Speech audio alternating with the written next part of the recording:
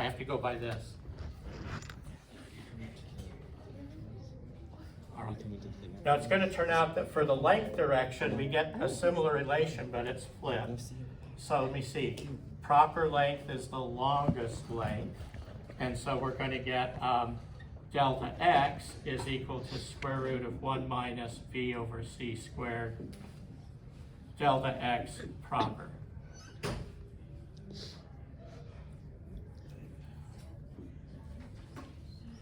So this is how you figure out which frame is which. So even though from our stationary perspective, it's the moving clock that's erring by being slower, if the moving clock's measured time is actually the one that's the proper time. I mean, it's just the terminology applied to these things. I wouldn't attach any more meaning to it than that. Okay. So when you go to attack some of these things to figure out which one gets the square root stuff and whatnot, identify proper time, proper length, and then use that form, and that'll keep you in good shape. Trying to do it with primes and unprimes it's crazy. It's hard to do. All right, so let's see here. That should all agree with what we have. Yeah, okay. All right. So, yeah. So this is a spaceship one, and you have a different distance because it's a different star. So spaceship traveling to Sirius, 8.58 light years. So we have 8.58 light years. The ship will measure something shorter than that. All right. What's the proper length for the journey? The actual distance. It's the distance measured at From Earth? the same time, From the stationary observer. which would be Earth. That's a calculated number. This one's hard. This one's a hard one. Others are a little easier to see which one's I proper. just pretended it like it's magic or something. Yeah. unexplainable. So by using that calculated distance, we're essentially doing it at the same time. So yeah, so delta x proper is the 8.58. In what frame do departure and arrival occur at the same location? Spaceship. The spaceship. Spaceship's frame. So who measures the proper time then? The spaceship. Yeah. Okay. In a lot of problems, the proper distance is that easy as well. It's just these travel ones is a little messy. All right. How long does a trip take according to the astronomer? We're moving at what? 0.99 C. So you just divide the proper length by 1 minus that. 9. By 0.99, and you get something a little bit bigger. Yeah. Where's the V? Huh? What's the V value? 0.99 C. Because it's Well, not. what's the C value? Because it's not. 3 times 10 to the 8th. Just be like. Okay. But you'll never have to worry about that because the distance is in light years. So C divides out. Let me talk to you about That's why that. it's C, because then you put it So you divide it by 0.99. Light years is over. C years. Intuitive. Yeah. And so if you take D over V, so if you have light years over C times a number, I'm going to give that number a symbol, beta. Beta is just the velocity of the frame divided by C. So that's what that is. Well, using this, that's C times years over C beta. And even though one's in units and one's here, the C's cancel. So you'll almost never have to put C in the mix. Isn't beta like the ratio? Yeah, it is. Yeah. All right. Determine the time taken and the distance for the ship's crew. All right. So yeah, so we can get time from Earth. So the proper time is measured by the spaceship. Right. Because they measure the time by when Alpha Centauri gets to them, if you will. Yeah. Okay. Then do you have to do the square root business for E? Yeah. I mean, astronomers, all we do is divide. That's just Newtonian. Now to get, yeah, so in the ship's frame now, So as let's long see as you here. stay within the same frame, you don't have to deal with relativity. Right. And Exactly. Once you try to Wait, relate. so we're basically trying to go Yeah. from Earth's frame to the ship's frame, and so Yeah. now we need to use those as like converters. Right. Perfect. Yeah. And since we have delta x proper, I can then multiply by 1 minus beta squared. Beta is the v over c. So 1 minus 0.99 squared. Okay, and that'll give us the distance that the ship's crew measures, which is kind of short. And then for time, well, we figured out the time that the astronomers measure, which is this, and I'm going to multiply that by the same factor and get delta t proper. This is the ship's frame time. Yeah, that's right. So, exactly so. And so that's also going to be shorter. That's not very long. Yeah, that's a heck of a speed.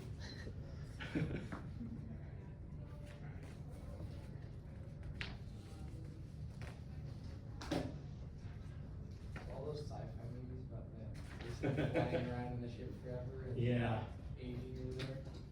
Star Wars, where they're just like jumping through light speed. Well, the ships are okay. It's when they arrive at places years later, people don't look any older. No, they'd be a lot older over there. Yeah, that's They true. did light speed skipping in one of the new Star Yeah, Wars that- movies, yeah. and I Speed I thought that was stupid. I'm sorry. I was like, come on. All right. Now, the next one, which is actually problem 1, it's a little bit trickier. So we have a spaceship that's traveling at 0.8 c relative to Earth, well, some way from Earth, and it emits flashes 10 minutes apart, which we pick up. All right. We want to determine the time between the signals as measured on Earth. So a number of things going on here. So first of all, who measures the proper time interval between flashes? I thought it was the space. No, the ship.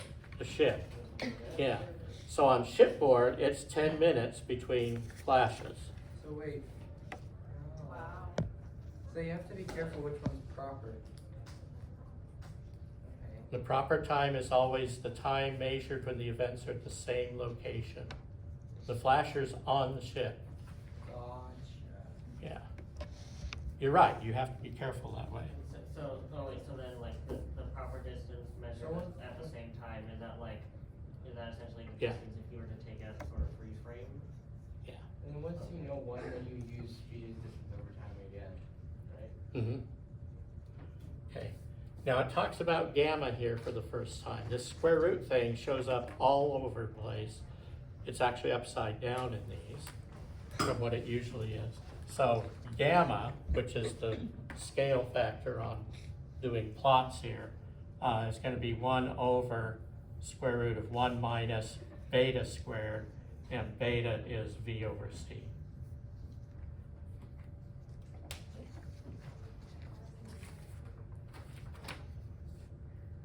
Yeah.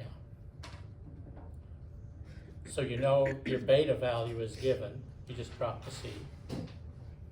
And you can calculate gamma. And then, let's see, determine the time interval between when the signals were sent according to Earth-based clocks. Okay, so that, back calculating, this is what they would, quote, measure as the interval between flashes by Earth's clock. So the proper time is the ship. Mm-hmm. The proper time is 10 minutes. That is beta. So beta is the v over c. And so that's going to be what? Square root of 1 minus beta squared So, times t Earth. so gamma is the inverse Yeah, of the square root thing. yeah. For right now, we don't really need the gamma. We can use the upside down, but whichever. Yeah.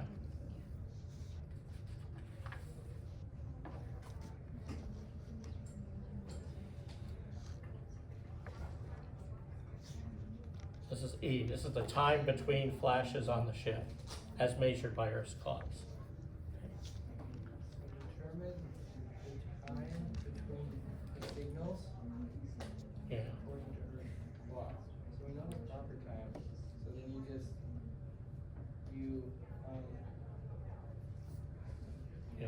should come up with 6 minutes. You divide it by gamma? Yeah. If you use the gamma, yeah.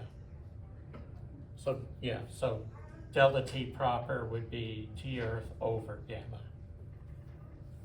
Yeah. So then that means that T Earth would be the proper time gamma. Gives you, Should get 6. Yeah. 16.67 minutes.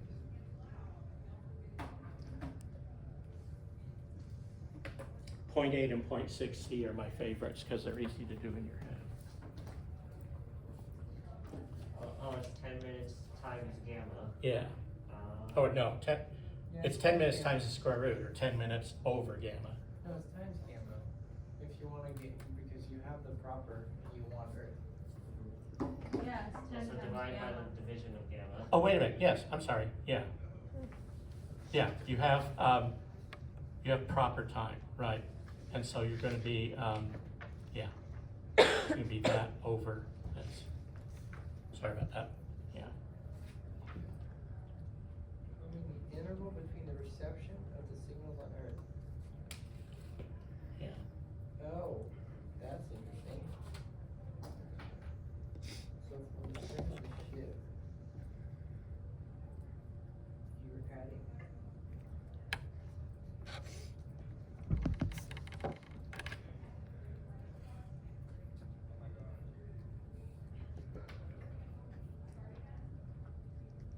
Yeah, so the interval between reception, why would that be different from the interval between flashes here? Because the ship Oh, moves. we're going back? Yeah, the ship moved in between times, all right? So, So basically, what we calculated was the time between when the signals were sent from Earth's perspective, right, and then what you can't actually ever measure because that's impossible. So we then But have, then F would be the time you measured between the two things. yeah, and so now what we want is, Oh, but you need to know. so you take the answer from E and you add the VT of the ship. So the difference in time between those stack. And then you have to divide the 10 minutes.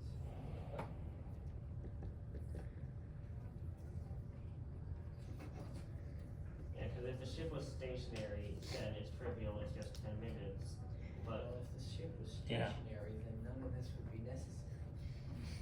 yes. yeah. Okay, wait, what? So you have Yeah. 16. So this was the interval between flashes on the rocket ship. And the other piece is, well, this was the distance the first flat one had to travel. This one had to travel that same thing plus, Plus V over C. yeah, so that's gonna be plus, VT is the distance, and then divided by C. So what's VT? 0.8. VT. V over C is beta, so it's just gonna be, Beta times 10. it's gonna be beta times, Times 10, 16 or 10? 16. it's gonna be 16 This is and confusing. 10. Wait, which time did? Now, there's, are these No, calculations no, being 16. done in one frame? Yes, So we're gonna use this then, okay. yeah, So you have beta yeah. 0.8 times that. Less than. Gotcha. But the ship would see them, it being received at Earth with 10 minutes and then 15 minutes for both of them? Like if it could like look at Earth Let's see, and ignoring all the complexities on the brain? So if they looked back here, For them, they sent out the signal within 10 minutes. yeah, they know they're 10 minutes apart, so this would be that plus 10 minutes times that. So it would be, yeah, it'd be 10 times 1.8 from the Earth, from the ship's perspective, they would see Earth receiving it at 10 times this guy. So for going back to 4E, Uh-huh. I got the length, but then how do you get the time? I'm confused From for the length. 1.8. So you got the length of the trip, right? All right, and then the time of the trip according to the crew. So, the crew is gonna measure delta T proper. And we have, Oh, you just divided by the. we have delta T proper is that square root times delta T. So, let me see, we calculated delta T for Earth's observers. And you divide it by, No, wait, what? I'm trying to get Huh? delta T proper for the ship. So I'm gonna take delta T and divide by gamma or multiply by the square root, whichever one you want. Okay, Same thing. so 8 Yeah. point. And it'll be shorter. I'm confused about F. So to calculate the additional distance, is it just beta times T, or Yeah, would it? it's beta times the time in the frame that you're trying to find that. Oh, time in the frame. Yeah, so we're doing all this in the So- Earth's frame, so that's why the- we use 16. So beta times 10 minutes? No. So, Oh, 'cause- we're looking, yeah, we're looking at the Earth frame. Earth Time. has the wrong time, Or does it? the wrong quotation marks into time.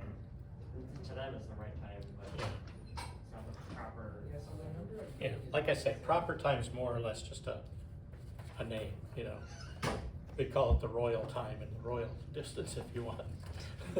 Nobody else would understand you, but, yeah. So it is exactly 30. Okay.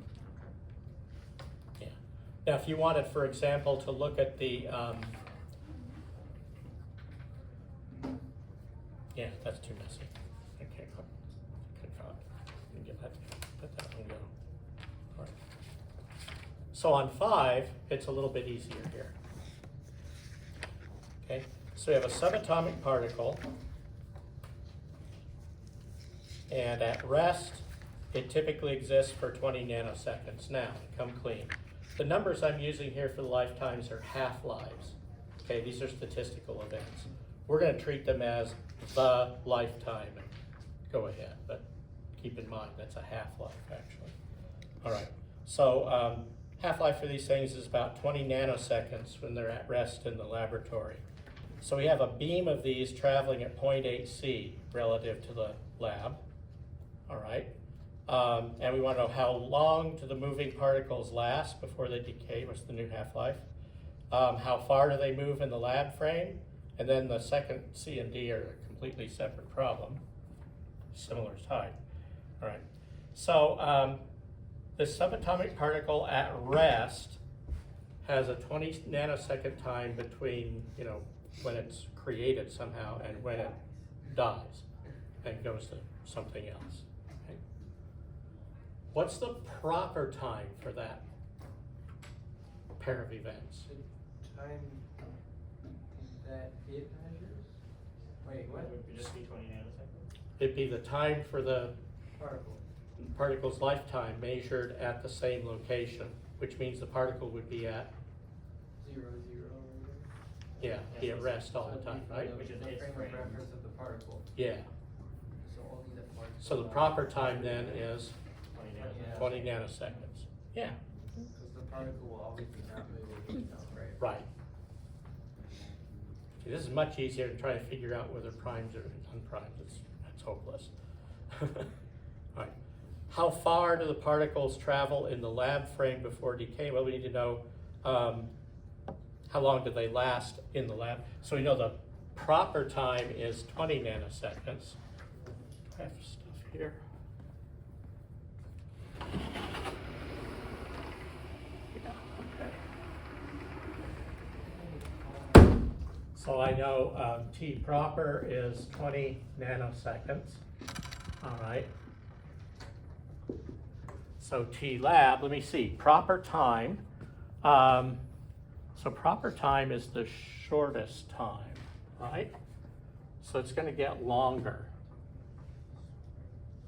So I know that T lab is greater than T proper. And so if I do,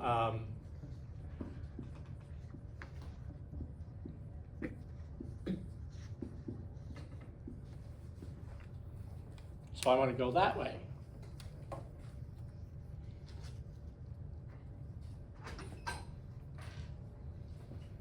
And what's beta in this case?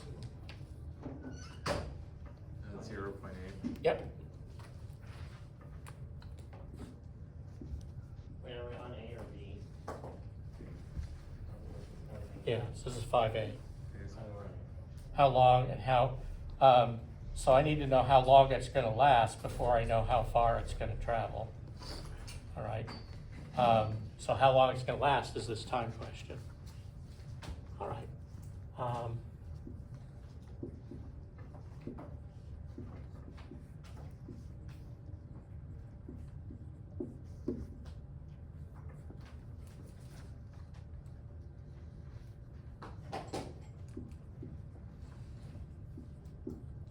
Something like that.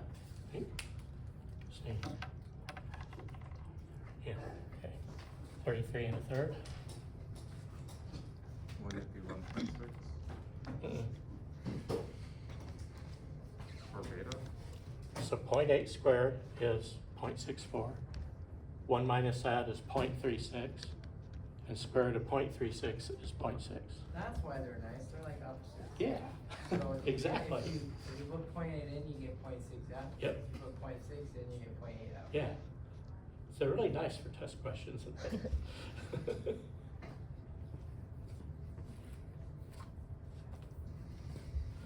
Okay, so you get about 33 and a third nanoseconds.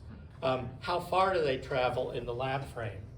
Don't you just do speed times time? Yeah, same frame, good old Newton, right? So B,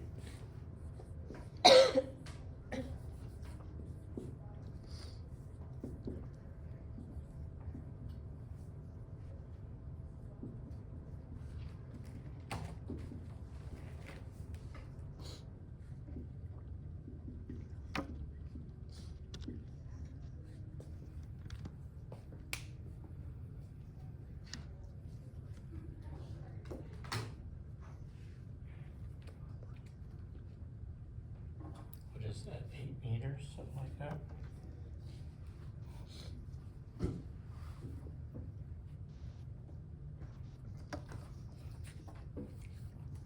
Stuff.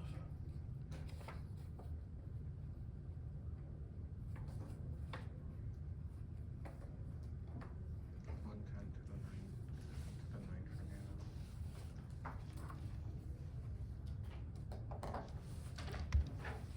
Yeah, so the relativity is going from the particles frame to the lab frame. Once you're in the lab frame, it's just standard Newtonian physics. Oh. Wait, no, that means you're. Why does gamma have to be 1 over the square root? Is there any reason why they did that? I'll show you in a little bit after we finish with this problem. What It is seems kinda nano? like annoying. 10 to the minus 9.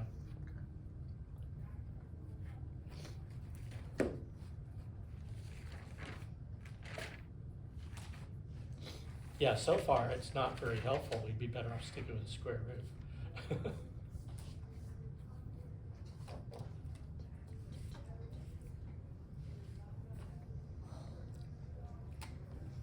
Wow, that's weird. This is so strange. Okay, so C and D are actually, it's a related but different problem. So at Stanford, they have their linear accelerator, which they've had operating for ages now. It's about 3.2 kilometers long, and they accelerate particles in the linear accelerator. It's electrons and protons up to about 99.98% the speed of light. Okay, so all of our particle or big particle beams do that. This one's linear, most of them are circular. All right, so, so our beta here is 0.9998. All right. Now, what's the proper length of the accelerator? So this 3.2 is, you know, on the main. Yeah. Right, it's like the distance to Alpha Centauri. Yeah, so this is delta x proper, all right? What's the length of the accelerator in the electron's frame? So delta x in the particle frame, let's see. So this is the proper length. And the proper length is the largest or smallest of all measured lengths? Largest. Largest. So this is going to be smaller. Gonna be very, very small. Yeah, so this is going to be smaller than delta x proper. So this is going to be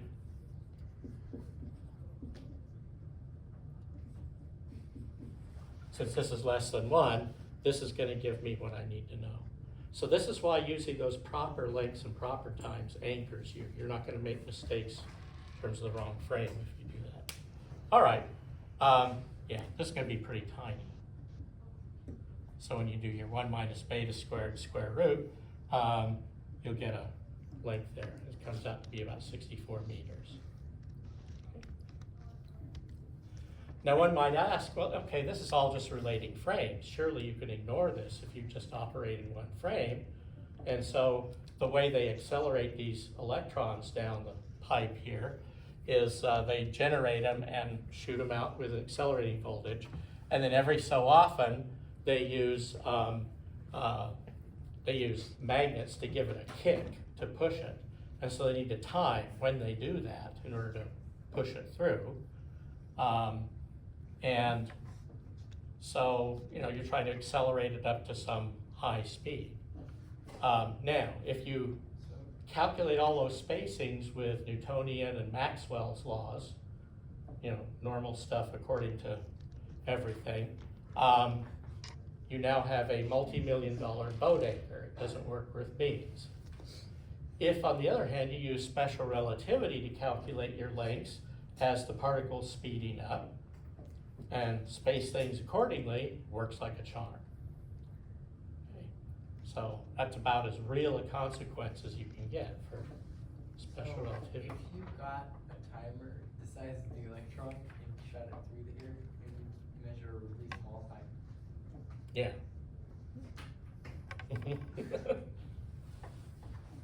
Yeah, I mean, we can calculate that time, right? So if I do, well, it's going to be small anyway, 3.2 kilometers over beta C could be the time in Earth's frame, in the accelerator frame, which is going to be pretty small. All right, and then you can take that time, and then from there, we want to get our, Can't you just divide the other? yeah, you can do that too. Whatever. Yeah. Yeah, you can divide the 64 meters by 0.998 C. Which will be very Yeah, small. you're gonna get a really small time. Yeah, it doesn't take them long to get there. That was a short ride for that electron. Yeah. All right. So we've kind of been treating these as two separate pieces. We kind of got a way to separate them out and work with this proper length, proper time idea, which is, that's a good anchor for you. That'll keep your frame straight. Now, what Einstein did next is he did sort of a space-time plot like I did on the other page there. So I'm not going to go through all of this, but so this is CT and this is X. And let's say we have 3 observers moving all at the same speed here. So let's see, put that in blue, yes.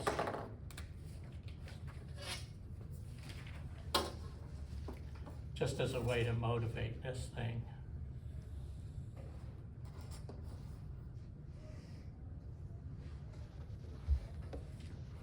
And I'm just eyeballing this. Not quite.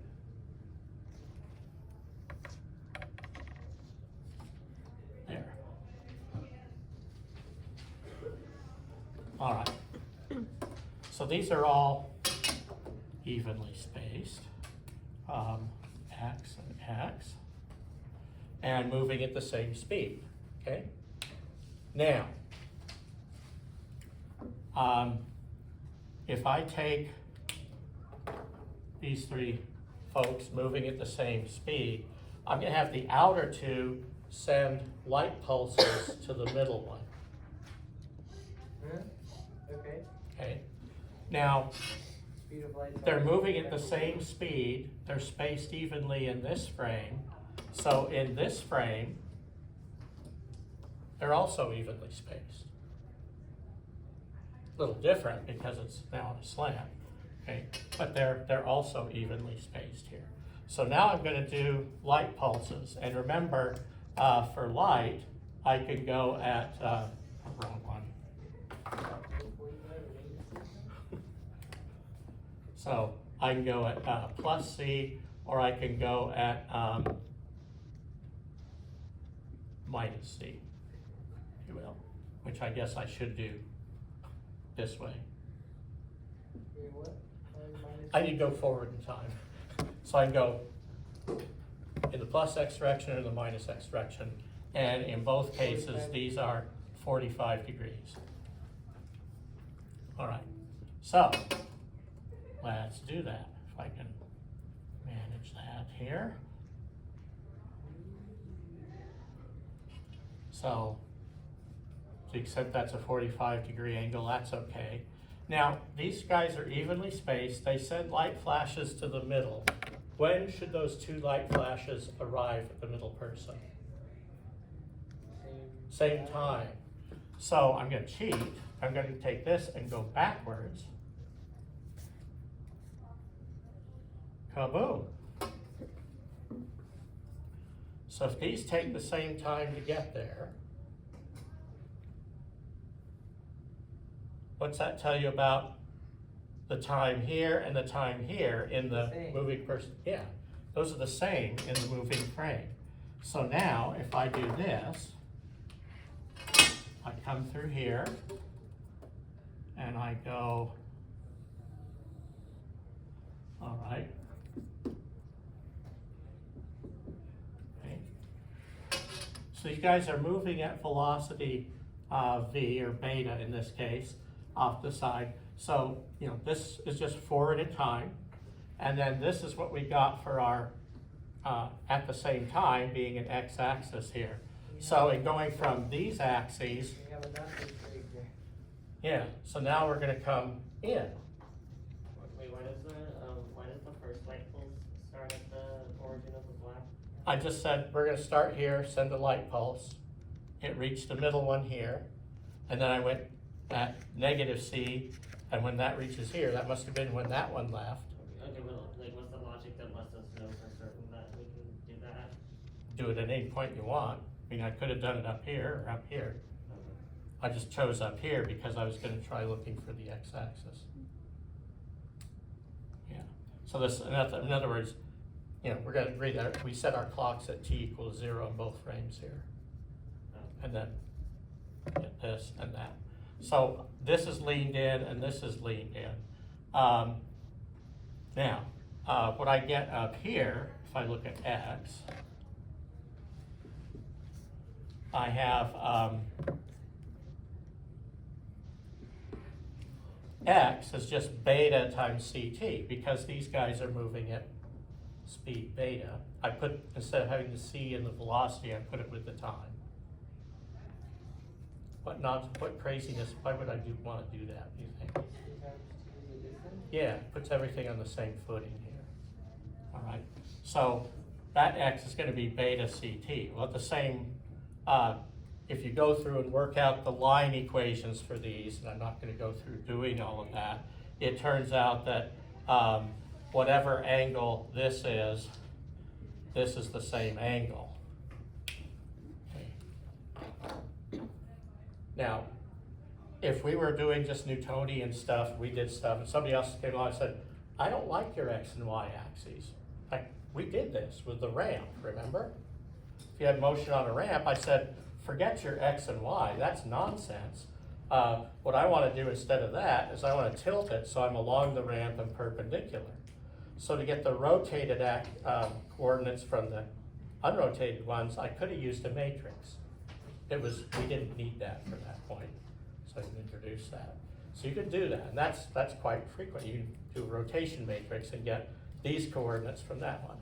Well, there's a matrix to do this too, but it's a weird thing because you're not rotating, let me see here. You're not rotating like this, you're going like this. In a weird way. It's called a Terrell rotation, and we're not gonna venture too much into that.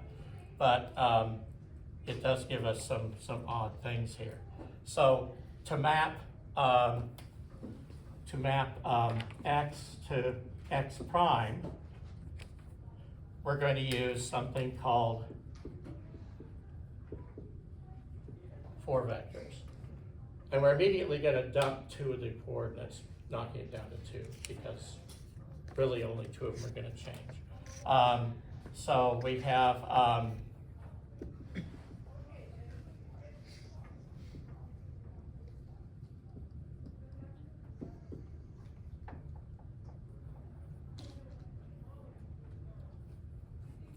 which way did I do it? I guess I did it this way. Oh, whatever. All right.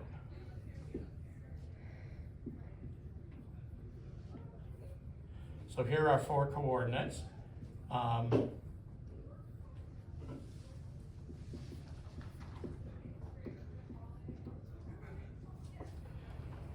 So we're going to look at changing from one frame to another frame, which is moving at beta. Right. So the last 2 are really quite boring here, which is nice because. What is Y and Z? So CT is in the time, this is X, long direction of motion, and then Y and Z would be the space coordinates perpendicular to X. It's normal 3 space. Yeah. Now I can't draw that very well because I have 4 here.